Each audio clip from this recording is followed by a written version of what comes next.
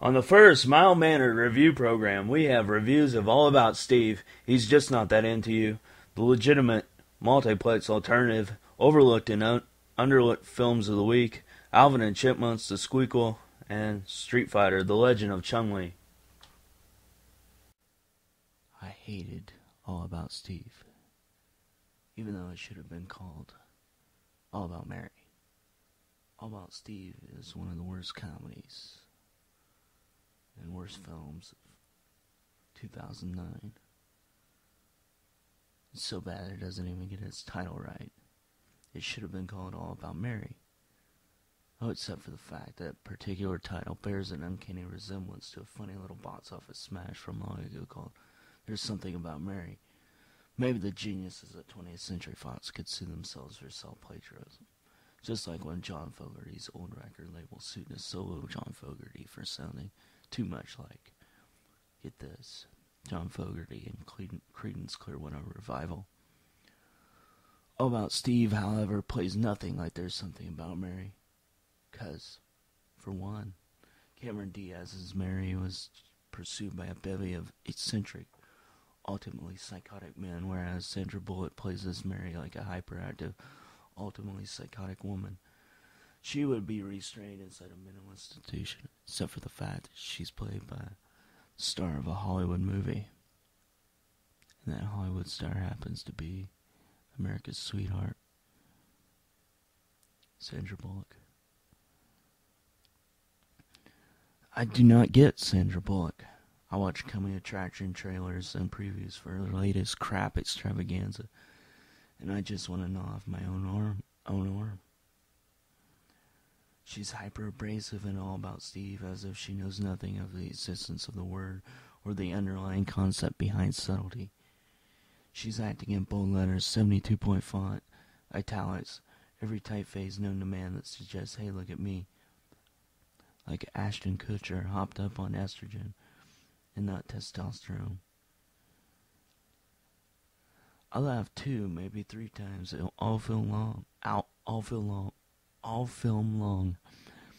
At her with characters other than Mary. She comes to us from the Chris Farley School of Comedy. Or every comedic set piece will end in the greatest possible comic pratfall.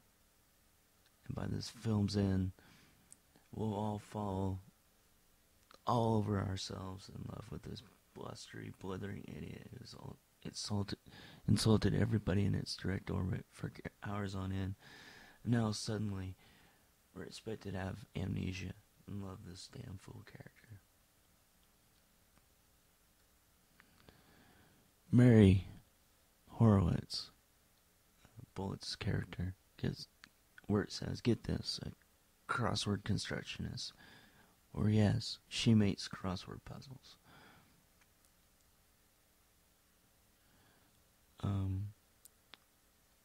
She's married to cultivating crosswords until Steve, a blind date arranged by her parents who desperately want her from their house, walks into her life. And he's played by Bradley Cooper. Also, The Hangover, and he's just not that into you. Another one of 2009's worst films. They have an abruptly terminated first date, which unfortunately leads to a movie that plays like one long, horrible date, as Mary follows her man cross-country against his fervent wishes. His initial and subsequent dismayed reactions are solidly within reason, thus he sells out in the last act, just like everybody else does in this film, and learns to love Mary Horowitz, because there's just something about Mary that we all know. Yeah, there's something about Mary, alright. She's like fingernails struck slowly and painfully across some panoramic movie screen chalkboard.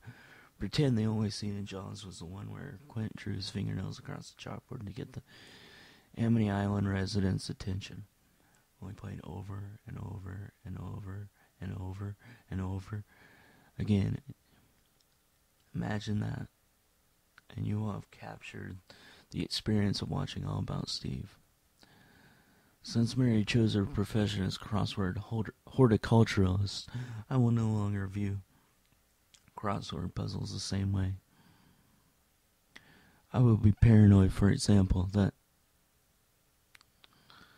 Mary will jump out from somewhere nearby and strike with her useless information on sight. She should have played a double role in All About Steve as the tornado, since disaster is what All About Steve most closely resembles. I give All About Steve 1 star.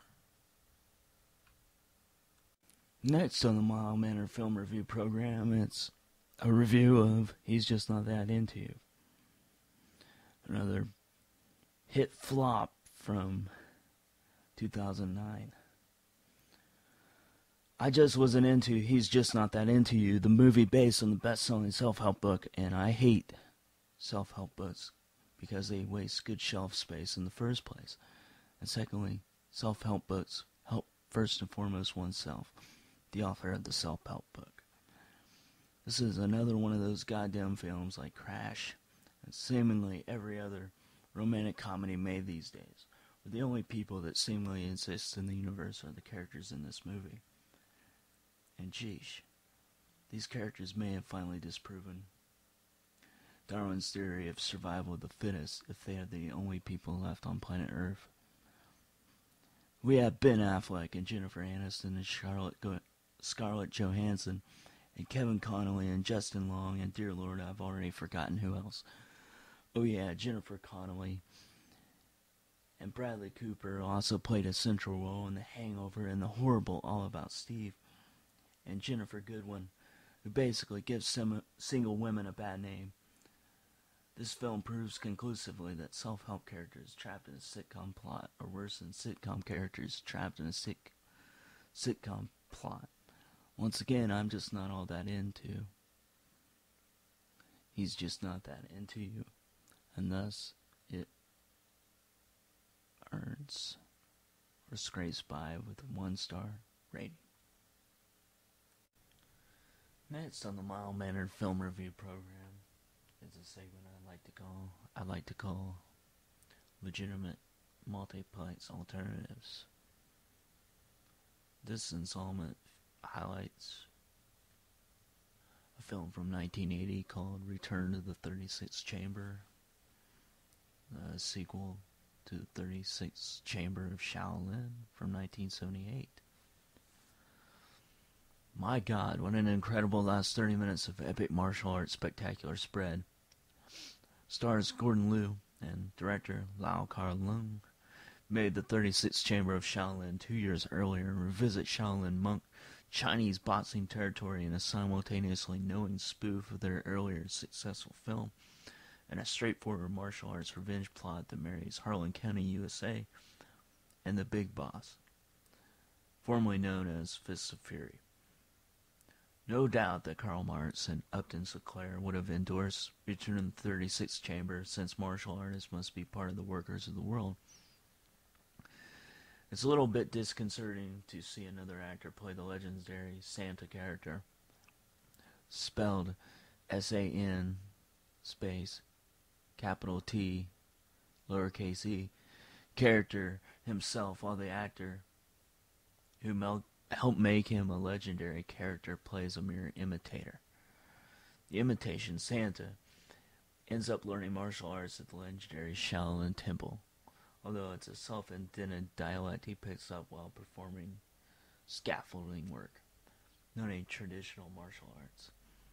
The last 30 minutes have dazzling martial arts choreography on par with anything in Enter the Dragon Drunken Master and 36th Chamber of Shaolin. This sequel loses some of the magic of the first 36th Chamber by going in a slightly different direction, but those last 30 minutes sure do atone for a lot of sins. I give Return to the 36th Chamber 3 stars and recommend that you go check it out on YouTube.